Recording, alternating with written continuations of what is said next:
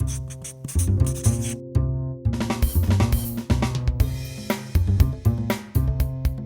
offer a professional basketball concierge service called Pro at Your Door, where we partner former professional athletes. We send them directly to kids' home and train them one-on-one and teach them basketball right in the comfort of their own homes. It started with the vision of me playing basketball. I'm a former professional athlete myself, and I just got tired of kids having negative experience because they didn't understand how to play the game. So I decided to start this company to teach them the proper way to do it. And I wasn't about, like going out trying to teach them in a large group setting. I always learn best in a one-on-one environment, and I thought that every young athlete would be able to learn best that way as well. And plus, all of my development as a young athlete didn't come from someone teaching me. I had to just learn on my own, and I wanted to make sure I filled that niche.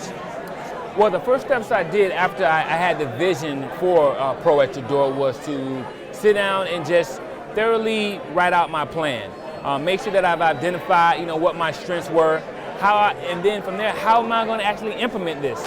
It was something that I funded myself. I didn't go for any venture capitalists, so I kind of, decided to not take that conventional route of trying to find funding. And once I had my business plan together, it was about just testing the market.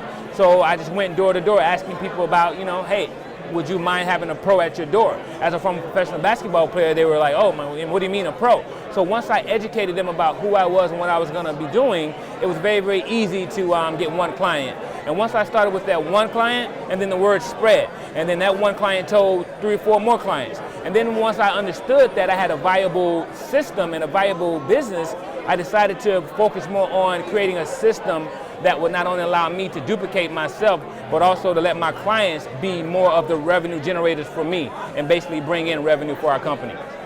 Currently right now, Pro at Your Door has 7 professional trainers. We also support about 5 collegiate athletes who have not played professional basketball, but they are required to commit 120 hours of training with me to gain that professional status.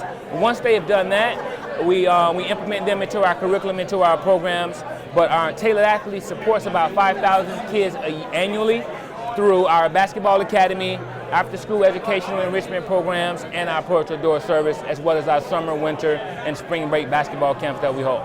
Customer service, they're not customers, they are your business. So you have to treat them with, number one, with honesty, with respect, and you have to listen to what your customers have to say.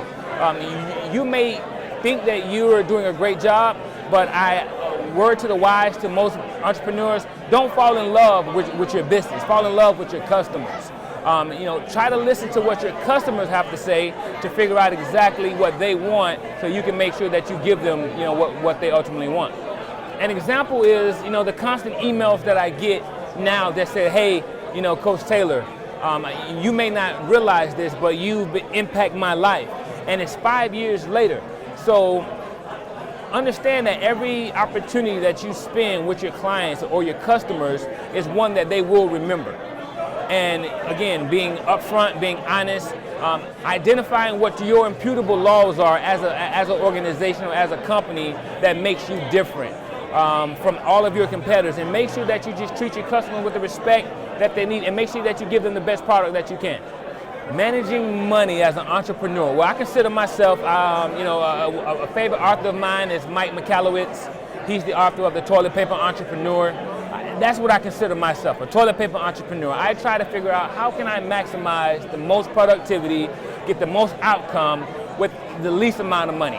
Because number one, I grew up in a very, very poor environment, so we didn't have a lot of money. So it's all about leveraging our resources. If you don't have a lot, how do you take it and make more? So as an entrepreneur, make sure that you take time and allocate money for a rainy day. Make sure that you set money to the side and you actually set goals and budgets for your different services, your marketing, your financials, and all those things to make sure that you have money for a rainy day. But it's very, very important that you do put money to the side. Number one, just study, in terms of being educated on how to become an effective entrepreneur.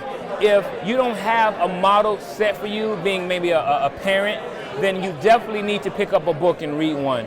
And just study some of those who've been successful in the industry. One of my favorite things about being an entrepreneur is that I'm in the basketball training business, but I don't necessarily read basketball training books. I read books about customer service. I read books about how did UPS become the major distributor that they are because of their hub. So again, understanding that you can find very, very valuable information in other industries and cross-reference that over into your industries is something that I think entrepreneurs need to take more advantage of. Well, because of that, I grew up in a very, very poor environment. The one thing that I learned is that I have to appreciate every opportunity that is presented in front of me. And the word that I would give to any young person who may find themselves in difficult circumstances is to not view your circumstance for what it is, and to develop what I consider plan A only. Meaning, if you want to go out and be an astronaut, then make that your plan A. Don't worry about plan B, don't worry about plan C, don't think about it you ever needing a plan C. Because when you put a lesser value on your dream, you're less likely to pursue it. And in terms of you're more likely to give up on it.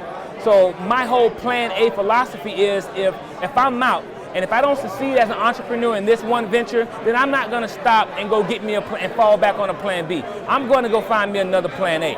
So for tailored athletes, for the trainers, and for everyone that's a part of our organization, they understand and they know that we only deal with plan A only. Well, most successful businesses, they have board meetings, right? No, we have basketball games.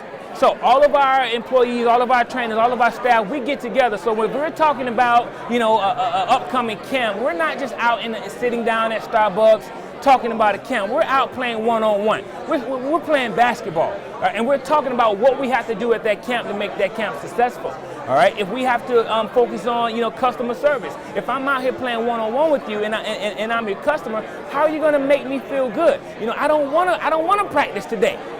So I put my trainers in real life situations to make them realize that they have to be quick on their feet. They have to understand what our imputable laws are as an organization, and that basically how to remotivate all of our clients and make them appreciate who we are, but not only appreciate who we are, but understand they can appreciate themselves and set a standard for what they have to do daily.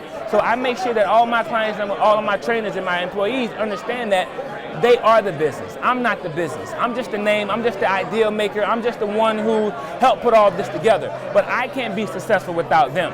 So number one, I make sure that they're compensated the way that they should be, but I also make sure that they work for the compensation that they do receive, and not just me giving them a quick handout. Everything's about working hard in life. We have a short time here, and we got to make sure we take advantage of it.